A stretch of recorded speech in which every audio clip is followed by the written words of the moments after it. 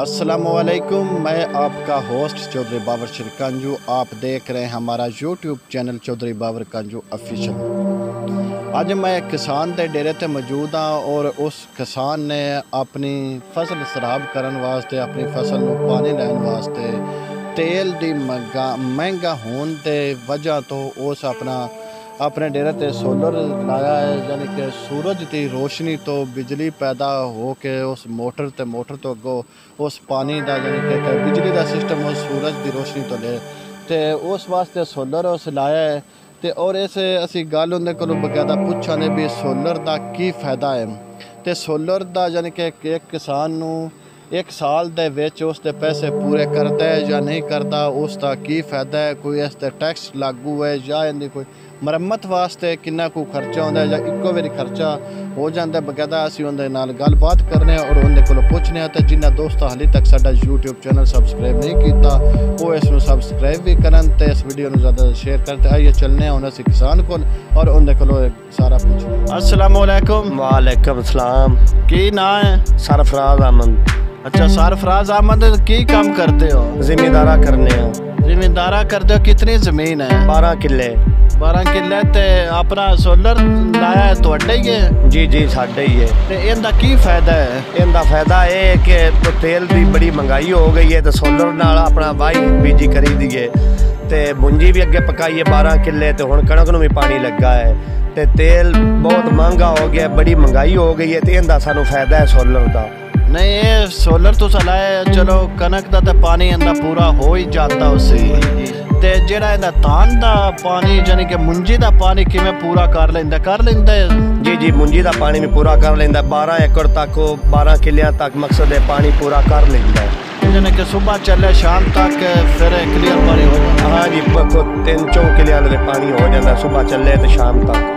तो उनके नाल दूसरा पीटर इंजन वाला नहीं सिस्टम लाया है या वो भी है? नहीं लाया है, तेल की बड़ी महंगाई है लेकिन वो खड़ा है। जदों दा इमरान खान आया है ऐसी इन्नी महंगाई कर दी है कि वो वारे ही नहीं खाता, क्योंकि सानू ये बचत है सोलर की 4.5 लाख रुपया लगा है।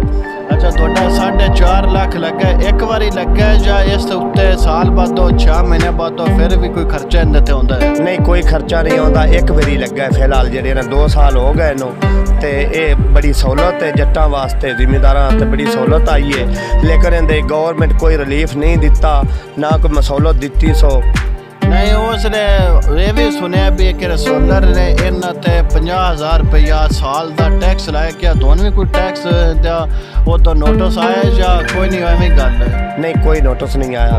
यानी कि हुण तुसीं की अपील करते हो भी इस ते दिता जाए, कोई सबसिडी दी जाए? जी जी सबसिडी दी जाए, क्योंकि कोई और साडे भरा जिहड़े ने कमज़ोर भरा वो भी इनदा तो फायदा उठा सको। नहीं, सबसिडी किंज दी देवे? उंज दी देवे जिहड़ियां खादां ते दिंदा पे, खाद लिया के कुछ किसानां दी शिकायत वसूल है भी जी खाद DAP दी ना वो भी गुजरी डेट ते दे के हुण पे देंदे ने, सबसिडी भी जाया साडी। नहीं, 10-10 हज़ार रुपये DAP असी पाईए, 3-3 हज़ार रुपये सोना यूरिया पा रहे हैं, लभदी मुड़ कोई नहीं ते सबसिडी कोई आई नहीं। किसान कार्ड है आ मेरी जेब दे विच अंदर, किसान कार्ड दे उत्ते असी ना हर सहूलत देआं दे सबसिडी देआं दे, इहदे उत्ते कोई चीज़ नहीं आई। ये किसान कार्ड असी खाली जेब विच पाई वतने आ, ये बेकार है साडे वालों, असी बेशक हुण सट देईए। नहीं, ये क्यों बेकार है? कार्ड इनकी कोई सहूलत नहीं? इनकी कोई सहूलत नहीं। उस आके भाई जी चीज़ सबसिडी से मैं दें बकायदा उसकी कि सबसिडी की रकम है, हर किसान नू उसका टोको नंबर दिओ दे तुसी वो इस कार्ड दे आके तुसी अपनी रकम कटाओ दे, तुहानू नहीं हाली मिली इस ते जाके तुसा नहीं कटाई? ना जी ना, खाली बस बेकार असी जेब पाई वतने, सिर्फ सानू नहीं है, साडा किसान कार्ड बन गया है लेकिन सहूलत इनदे ते कोई नहीं आई। नहीं, इनदे तुहानू खाद भी नहीं मिली या दवाई कोई चीज़ नहीं इनदे तुहानू मिली हाली तक? फिलहाल कोई चीज़ नहीं है किसान कार्ड दे सानू मिली। इस कार्ड नू बनवाए नू तुहानू कितना चिर हो गया? मैनू 6 माह हो गए। 6 माह दे विच तुहानू इनदा कोई बेनीफिट नहीं मिला? ना जी ना, कोई बेनीफिट नहीं। यानी कि ये भी हुण देख जेब दा भार है भी असीं कार्ड बनवाया, इनदा भी कोई फायदा नहीं? ना, कोई फायदा नहीं। जी अस्सलाम वालेकुम। ठीक हाल भाई जुत्ती काम करते हो भाई दई? हाँ भाई दा जिम्मेदारा करीदा। ते की सूरत हाल है सोलर सिस्टम दा? कोई चंगा है सोलर वाला केड़ा लवाया तुसा जुगाड़ है? सोलर वाला मसला बड़ा सही है, सन 3 साल हो गए लाया, 14 किले ज़मीन है ਤੇ ਬੜਾ ਮਸਲਾ ਹੱਲ ਹੈ। ਤੇਲ ਤੇ ਸਾਨੂੰ ਲੈ ਗਿਆ ਕਿ ਤੇਲ ਲੈ ਕੇ ਇਹਦੀ ਜਿਹੜੀ ਉਹ ਤੁਸੀਂ 3 ਸਾਲ ਪਹਿਲੇ ਲਾਏ ਉਸ ਤੇ ਤੁਹਾਡੀ ਜਿਹੜੀ ਉਹ ਰਕਮ ਹੈ ਉਹ ਜਾਣੀ ਕਿ ਜਿਹੜਾ 4.5 ਲੱਖ ਰੁਪਇਆ ਤੁਸੀਂ ਲਾਏ ਉਹ ਪੂਰਾ ਹੋ ਗਿਆ। ਹਾਂ ਜੀ, ਤੇਲ ਦਾ ਸਾਬਕਾ ਵੇਖੀਏ ਤਾਂ ਪੂਰਾ ਹੋ ਗਿਆ। ਤੇ ਆ ਜਿਹੜਾ ਕਿਸਾਨ ਕਾਰਡ ਹੈ ਇਹਦਾ ਤੋਂ ਕੋਈ ਫਾਇਦਾ ਤੁਹਾਨੂੰ ਵੀ ਮਿਲਿਆ? ਇਹਦਾ ਕੋਈ ਫਾਇਦਾ ਕੋਈ ਫਾਇਦਾ ਨਹੀਂ। ਤਾਂ 5 ਰੁਪਏ ਨਹੀਂ ਇਹਦੇ ਚ ਮਸੂਲ ਹੈ। ਅੱਛਾ, ਤੇ ਜਿਹੜੇ ਉਹ ਟੋਕਨ ਦਿੱਤੇ ਨਾ DAP ਖਾਦ ਤੇ ਉਹਦਾ ਕੋਈ ਫਾਇਦਾ ਹੋਇਆ? ਉਹ ਵੀ ਕੋਈ ਲੈ ਜਾਏ? ਉਹਦੇ ਚ ਵੀ ਕੋਈ ਨਹੀਂ ਦਿੱਤਾ, ਉਹਦੇ ਚ ਕੋਈ ਨਹੀਂ ਦਿੰਦੇ। ਉਹ ਅੱਛਾ, ਜਿਹੜੀਆਂ ਪਲੇਟਾਂ ਨੇ ਇਹ ਕਿਤਨੀਆਂ ਪਲੇਟਾਂ ਹੋਵੇ ਤੇ ਇੱਕ ਮੋਟਰ ਚੱਲਦੀ ਹੈ? ਇਹ ਜੀ ਅੱਛੀ ਕੁਆਲਿਟੀ ਦੀਆਂ ਪਲੇਟਾਂ ਹੋਣ ਤੇ ਇਹ 18 ਹੋਣ ਤੇ 18 ਦੇ ਉੱਤੇ 7.5 ਦੀ ਮੋਟਰ ਚੱਲਦੀ ਪਈ ਹੈ।